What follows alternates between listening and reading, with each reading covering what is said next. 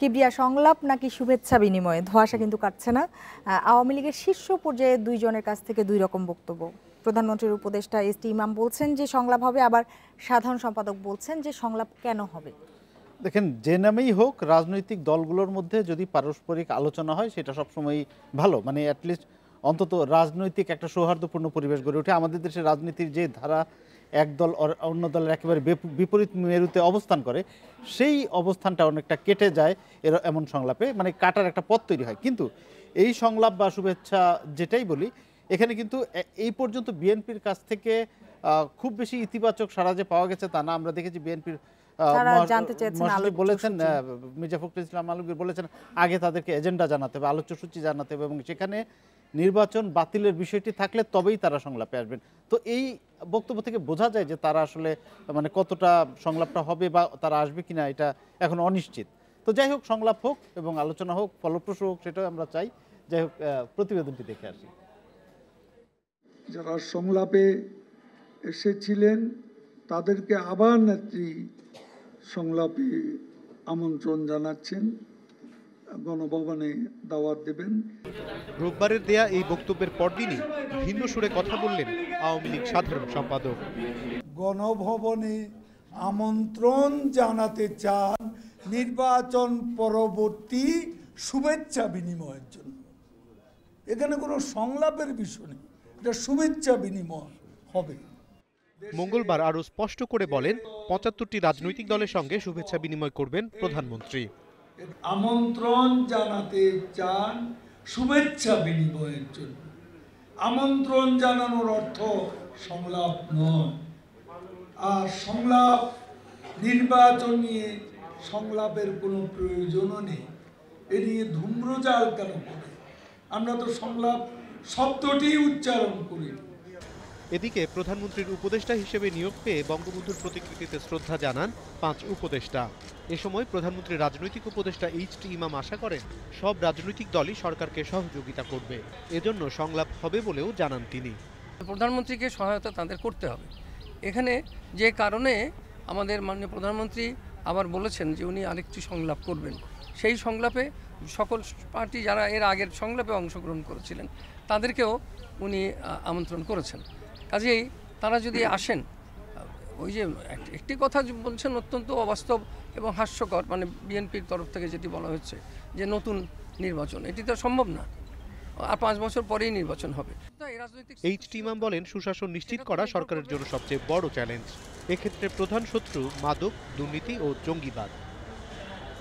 অনিমেষ কর, independent news, Dhaka.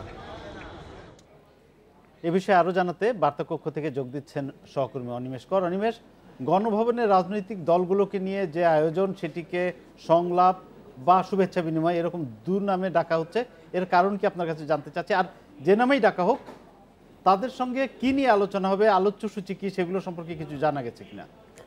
যেমন ওবায়দুল কাদের এবং এইচ.টি. ইমাম দুজনের কিন্তু দু ধরনের বক্তব্য পাওয়া গেল, এবং ওবায়দুল কাদেরের মোট ৩ ধরনের বক্তব্য আমরা দেখেছি। যে আমার যে রিপোর্টটি একটু আগে দেখেছেন, সোমবারে তিনি বলেছেন যে সংলাপ হবে।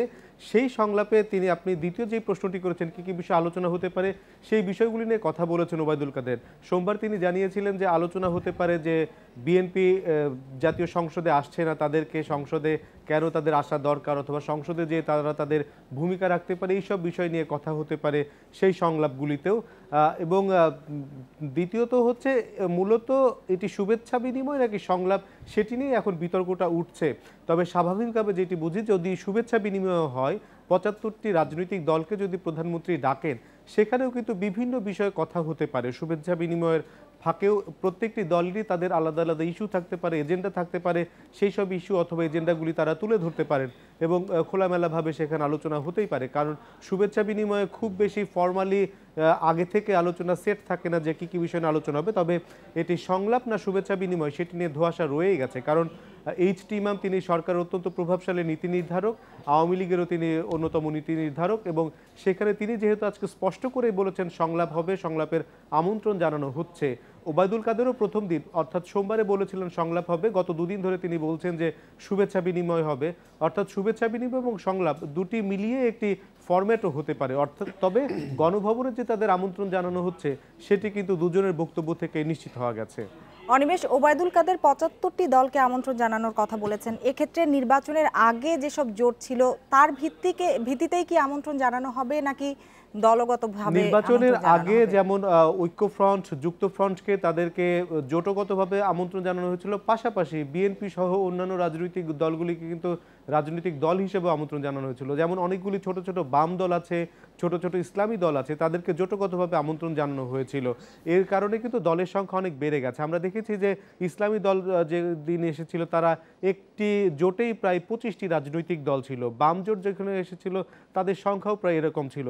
এই কারণে কিন্তু ৭৫টি দল বলে অনেক দল মনে করেন, এর মধ্যে কিন্তু অত্যন্ত ছোট ছোট দলও আছে। অর্থাৎ এই ৭৫টি দল এবং জোটগতভাবেও এদেরকে আমন্ত্রণ জানানো হবে, যাদেরকে নির্বাচনের আগে সংলাপে আমন্ত্রণ জানানো হয়েছিল। নির্বাচনের পরেও তাদের সঙ্গে কথা বলতে চান আওয়ামী লীগ সভাপতি এবং জানতে চান যে তাদের মনোভাব কি এখন এবং ভবিষ্যতে তারা কিভাবে সরকারকে সহযোগিতা করবে অথবা তারা কতখানি সহযোগিতার জন্য প্রস্তুত।